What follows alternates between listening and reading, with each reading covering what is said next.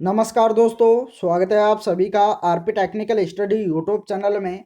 तो दोस्तों, आज के इस वीडियो में अपन बात करेंगे बेसिक इलेक्ट्रॉनिक्स का ऑनलाइन टेस्ट नंबर 4, अर्थात इसके 160 क्वेश्चंस का ऑनलाइन टेस्ट कर रहे थे, जिसमें अपन ने 130 तक के क्वेश्चन देख लिए थे। आज के इस वीडियो में देखेंगे अपन 131 से 160 तक के क्वेश्चंस को।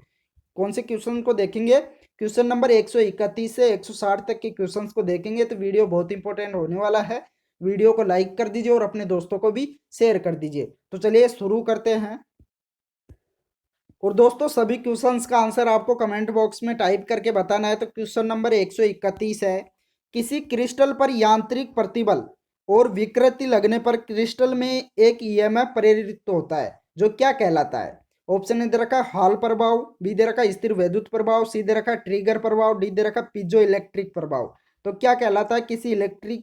किसी क्रिस्टल पर यांत्रिक प्रतिबल और विकृति लगने पर क्रिस्टल में एक उत्पन्न प्रेरित ईएमएफ उत्पन्न होता है, तो वह क्या कहलाता है? इंपॉर्टेंट क्वेश्चन है।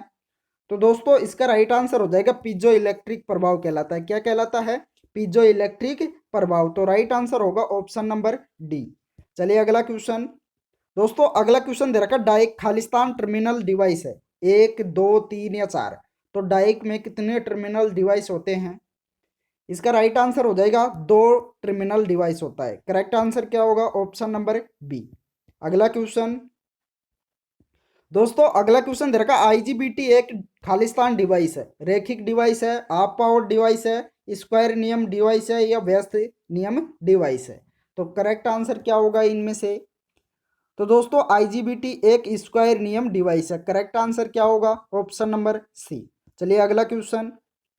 अगला क्वेश्चन दे रखा है आवृत्ति प्रतिक्रिया के साथ कौन सा युग्म न्यूनतम हस्तक्षेप उत्पन्न करता है? आरसी युग्मन, डायरेक्ट कपलिंग, प्रतिबाधा युग्मन या इनडायरेक्ट कपलिंग?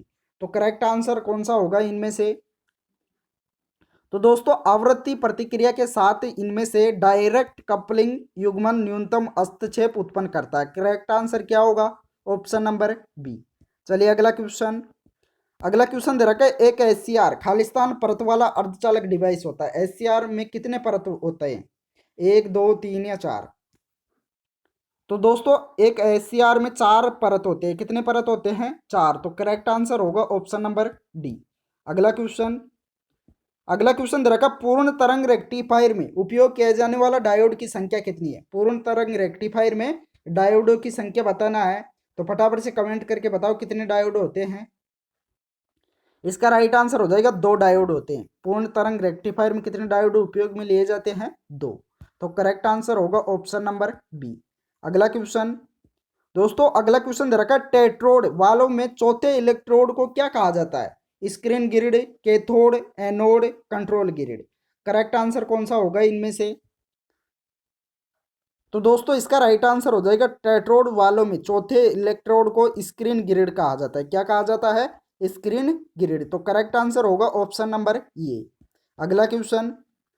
अगला क्वेश्चन दे रखा बार कोड रीडर में किस सेमीकंडक्टर डिवाइस का प्रयोग किया जाता है? बार कोड रीडर होता है, उसमें किस अर्धचालक डिवाइस का उपयोग किया जाता है?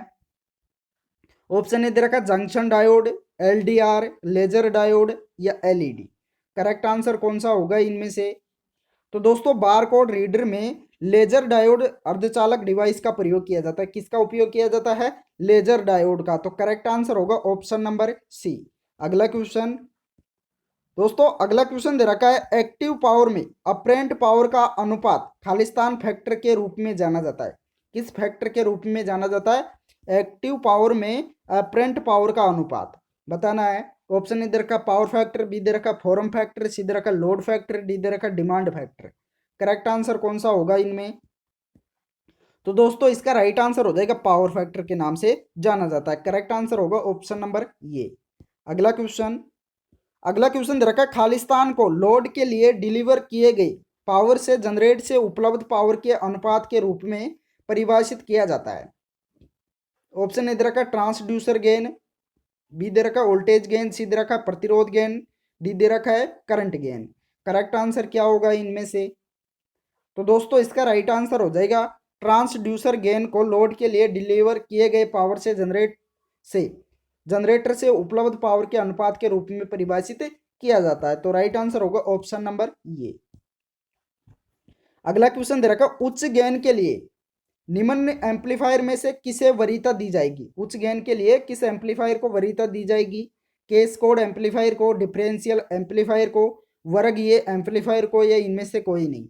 तो किसको वरीयता दी जाएगी उच्च गेन के लिए?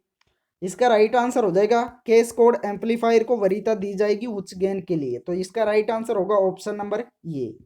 अगला क्वेश्चन दोस्तों, अगला क्वेश्चन दे रखा है, एक इलेक्ट्रॉनिक भाग जिसमें दो कंडक्टर प्लेटें एक खाली स्थान द्वारा अलग की गई है, जो चार्ज की एक निश्चित मात्रा को स्टोर करने में सक्षम है, उसे क्या कहते हैं?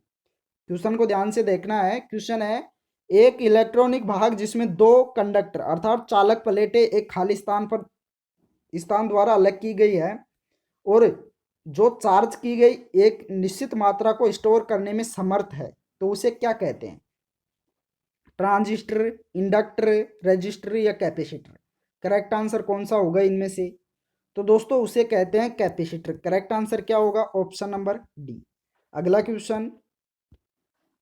क्वेश्चन दे रखा है, कौन सा लॉजिक गेट दो समानांतर स्विचों के फंक्शन के समान होता है? समांतर स्विचों के फंक्शन के समान कौन सा होता है इसमें से? Logic gate, AND gate, NAND gate, OR gate या नोर गेट?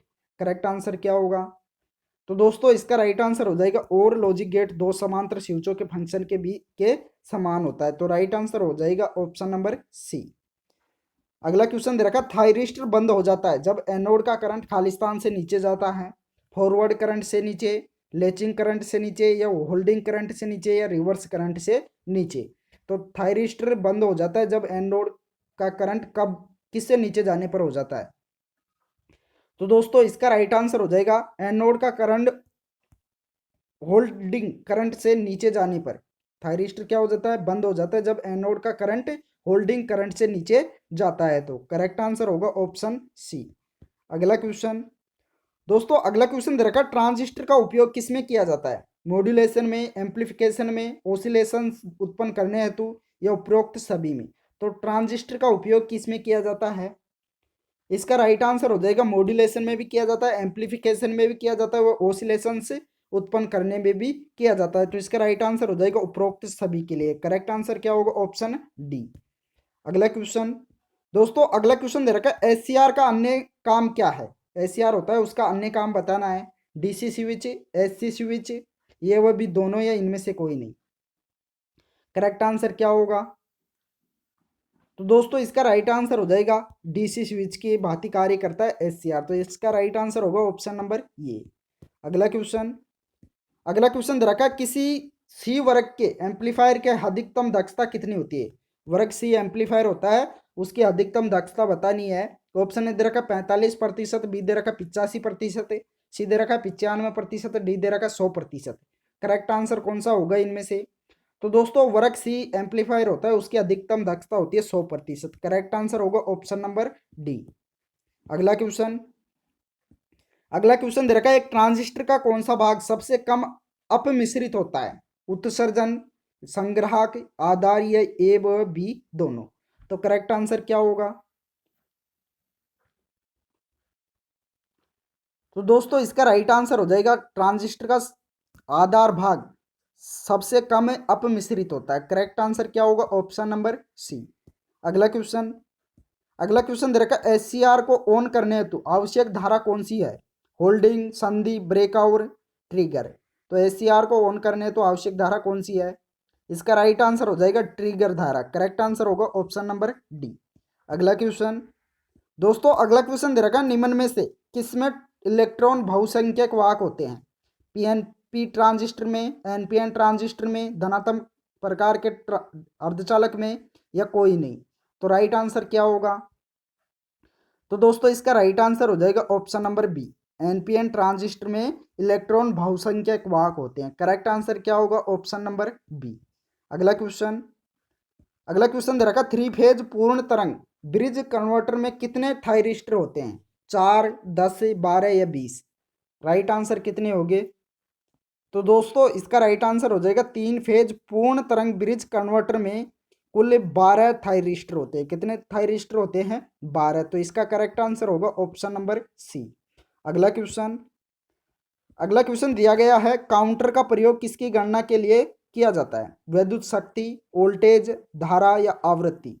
तो काउंटर का उपयोग किसकी गणना करने के लिए किया जाता है? इसका राइट आंसर हो जाएगा फ्रीक्वेंसी ज्ञात करने के लिए। करेक्ट आंसर क्या होगा? Option number D. अगला क्वेश्चन दे रखा, आईजीबीटी में कौन से 3 टर्मिनल होते हैं? आईजीबीटी होता है, उसमें 3 टर्मिनल बताने हैं। ऑप्शन ए दे रखा ड्रेन, सोर्स व गेट, बी दे रखा ड्रेन, सोर्स व आधार, सी दे रखा संग्राहक, उत्सर्जक व गेट, डी दे रखा संग्राहक, उत्सर्जक व आधार। राइट आंसर क्या होगा इनमें से? तो दोस्तों इसका राइट आंसर हो जाएगा आईजीबीटी में 3 टर्मिनल होते हैं, ड्रेन, सोर्स व गेट। करेक्ट आंसर क्या होगा? ऑप्शन नंबर ये। अगला क्वेश्चन दोस्तों, अगला क्वेश्चन दे रखा, डायोड की रिवर्स रिकवरी धारा किस पर निर्भर करती है? पी आई वी पर, अगर क्षेत्र धारा पर, या तापमान पर, या आवेश पर। राइट आंसर क्या होगा इसका? तो दोस्तों इसका राइट आंसर हो जाएगा अगर क्षेत्र धारा पर। करेक्ट आंसर क्या होगा? Option number B. अगला क्वेश्चन है, सर्वाधिक उपयोग में लाई जाने वाली यूनिवर्सल गेट्स कौन से हैं? सर्वाधिक उपयोग में लाई जाने वाली यूनिवर्सल गेट्स को बताना है। ऑप्शन ए दे रखा नंद और, बी दे रखा नोर तथा एंड, सी दे रखा नोर तथा नंद, डी दे रखा और तथा एंड। करेक्ट आंसर क्या होगा इनमें से? तो दोस्तों इसका राइट आंसर हो जाएगा ऑप्शन नंबर सी, नोर तथा नंद। करेक्ट आंसर क्या होगा? Option number C. अगला क्वेश्चन दे रखा, इंट्रीसिंक अर्धचालक में डोपिंग के लिए प्रयुक्त किया जाने वाला ट्रिवेलेंट परमाणु होता है? Germanium, donor, acceptor, silicon. Right answer क्या होगा? तो दोस्तों इसका राइट आंसर हो जाएगा एक्सेप्टर। करेक्ट आंसर क्या होगा? Option number C. अगला क्वेश्चन दे रखा, फ्री इलेक्ट्रॉन तथा होल की उत्पत्ति निम्न कारण से होती है। किसके कारण होती है? रासायनिक प्रभाव के कारण, ऊष्मीय प्रभाव के कारण, चुंबकीय प्रभाव के कारण, या उपरोक्त सभी के कारण। करेक्ट आंसर कौन सा होगा इनमें से? तो दोस्तों इसका राइट आंसर हो जाएगा फ्री इलेक्ट्रॉन तथा होल की उत्पत्ति होती है चुंबकीय प्रभाव के कारण। करेक्ट आंसर क्या होगा? Option number C. अगला क्वेश्चन है, डायोड के आर पार विभवांतर क्या कहलाता है? विपरीत विभव, पीएन विभव, बैरियर विभव, अग्रिम विभव। करेक्ट आंसर क्या होगा इनमें? तो दोस्तों इसका राइट आंसर हो जाएगा डायोड के आर पार बैरियर विभव कहलाता है। करेक्ट आंसर क्या होगा? Option number C. अगला क्वेश्चन दिया गया है, जीनर डायोड में विपरीत ब्रेकडाउन पैदा करने वाला सिद्धांत कहलाता है। जीनर डायोड होता है उसमें विपरीत ब्रेकडाउन पैदा करने वाला सिद्धांत क्या कहलाता है? एवलांची प्रभाव, होल प्रभाव, ब्रेकडाउन प्रभाव, या सीबेक प्रभाव। करेक्ट आंसर क्या होगा? तो दोस्तों जीनर डायोड में विपरीत ब्रेकडाउन पैदा करने वाला एवलांची प्रभाव कहलाता है। सिद्धांत क्या कहलाता है? एवलांची प्रभाव। तो करेक्ट आंसर होगा ऑप्शन नंबर ये। अगला क्वेश्चन है, इन्वर्टर का प्रकार है, इनमें से इन्वर्टर का प्रकार बताना है। ऑप्शन ए दे रखा है रोटरी इन्वर्टर, बी दे रखा है इलेक्ट्रॉनिक इन्वर्टर, सी दे रखा है यूपीएस, डी दे रखा है उपरोक्त सभी। तो इन्वर्टर का प्रकार कौन सा है इनमें से? तो दोस्तों इन्वर्टर का प्रकार है रोटरी इन्वर्टर भी है, रोटरी इन्वर्टर भी दे रखा है, इलेक्ट्रॉनिक इन्वर्टर यह भी इन्वर्टर का प्रकार है, यूपीएस भी इन्वर्टर का प्रकार है। तो इसका राइट आंसर हो जाएगा उपरोक्त सभी। ये सभी क्या है? इन्वर्टर है। और दोस्तों यहाँ से एक क्वेश्चन और बनता है, यूपीएस का फुल फॉर्म। तो यूपीएस का फुल फॉर्म होता है अनइंटरप्टेड पावर सप्लाई। क्या होता है? Uninterrupted power supply. तो दोस्तों इस वीडियो में इतना ही। वीडियो को पसंद आया हो तो वीडियो को लाइक कर दीजिए और अपने दोस्तों को भी शेयर कर दीजिए। जिस दोस्त ने भी अभी तक चैनल को सब्सक्राइब नहीं किया है वो सभी दोस्त एक बार चैनल को सब्सक्राइब भी कर लीजिए, साथ में और नोटिफिकेशन बेल को भी ऑन कर लीजिए। Thank you.